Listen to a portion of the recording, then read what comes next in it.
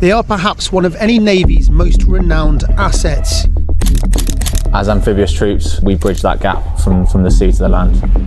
They are mobile, amphibious and highly trained. It is a fighting force that is able to land in places where other conventional warfare cannot be handled. They are known under various pseudonyms: Devil Dogs, Bootnecks, Black Devils, Fujos and many more. É importante confiar uns nos outros. Só a confiança nos traz o sucesso para a missão. They are deployable by sea and by air and able to operate on different terrains under all weather conditions.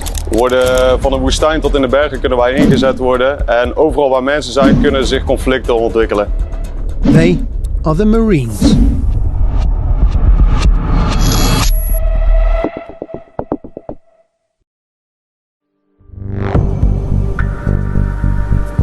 The unforgiving fjords and mountains of Norway, where temperatures reach minus 35 degrees Celsius, is for many a landscape to be feared and avoided. But for the UK's Royal Marine Commandos, it presents an ideal training ground.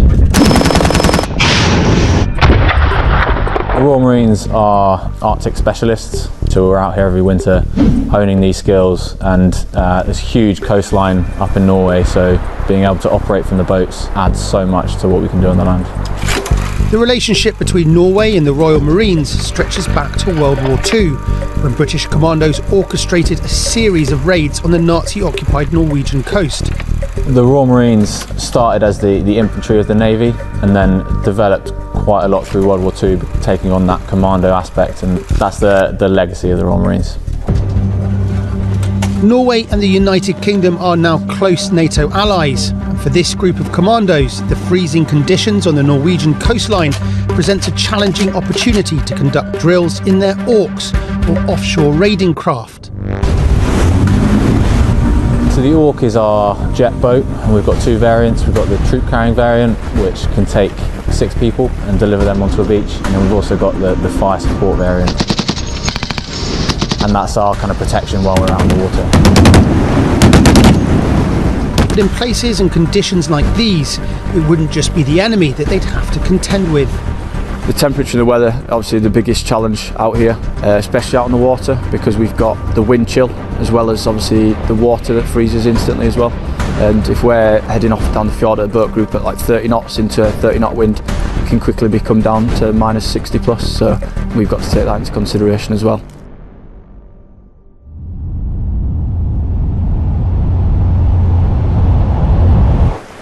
Some 1,700 kilometres away from the icy conditions in the Norwegian Arctic, the rugged cliffs and intricate bays of the Scottish coast present a different challenge altogether.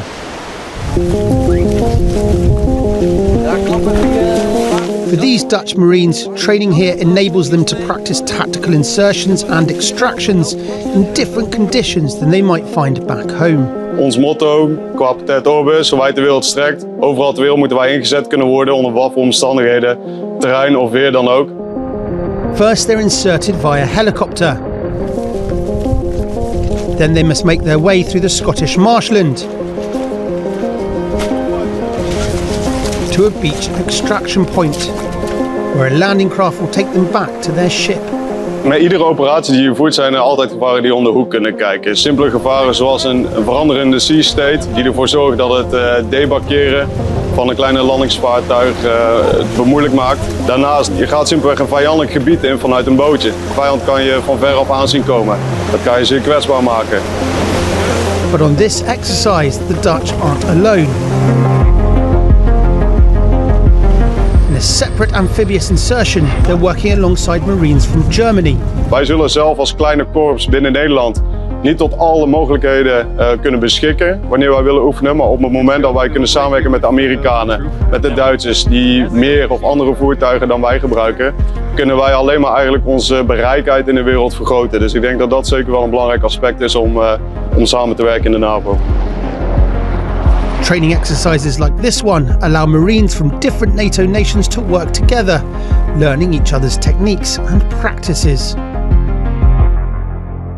And this kind of cooperation can be found all over the alliance. NATO allies often host one another to maximise training potential. Here in Lithuania, the winding rivers and their dense tree lines present an opportunity for these Portuguese Marines to practice river-based amphibious landings. Sim, que os fuzileiros da Marinha Portuguesa conduzem uma operação anfíbia. Na fase 1, verificamos todo o material, equipamento, fazemos a camuflagem adequada ao meio ambiente. Fase 2. Nesta fase, iremos fazer a projeção pelos meios de bote Zebro 3 do Corpo de Fuzileiros. Fase 3.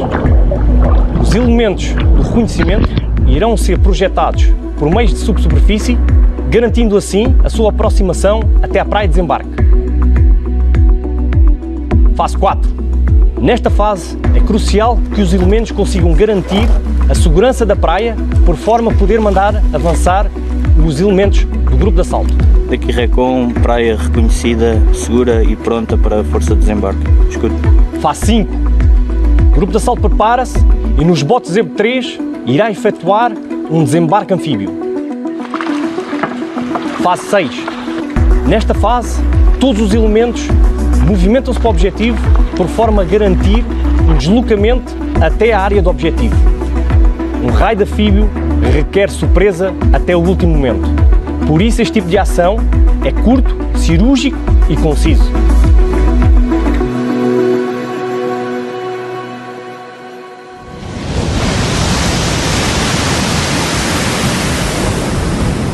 The biggest contributor to NATO's marine capability, with almost 180,000 active personnel, is the United States Marine Corps.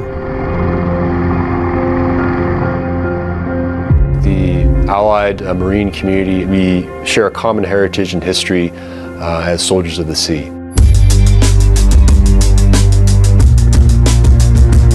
We're accustomed to having to be ready to pick up and move to a crisis area at a moment's notice in order to meet and accomplish the mission.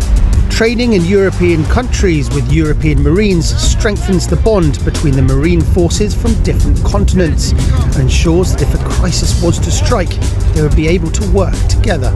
We've been here since 1980, so there's a legacy and history of cooperation with our allies in the area. I'd say the best part of my job, and then the best days are when I get to either sit down with or work remotely with Marine and naval infantries across Europe. And in a traditionally male-dominated branch of the military, the United States, in 2016, opened up combat roles in the Marine Corps to women. I myself am joined by a myriad of other females here in roles such as logistics, flight controllers, engineer, female artillery officer here. That's just the officer side of things. On the enlisted side of things, I have female truck operators, boat operators. Having more females to look up to as role models has been extremely empowering.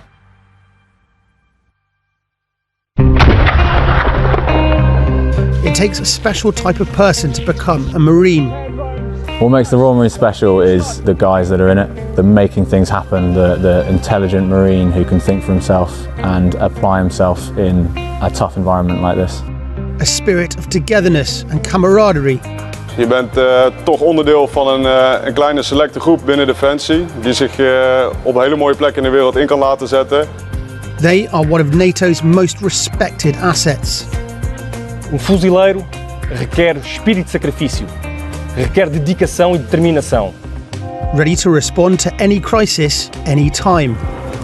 I am part of something that's bigger than myself, and I take pride in the fact that I'm doing something that so few other individuals choose to do. Our protection is their defining purpose.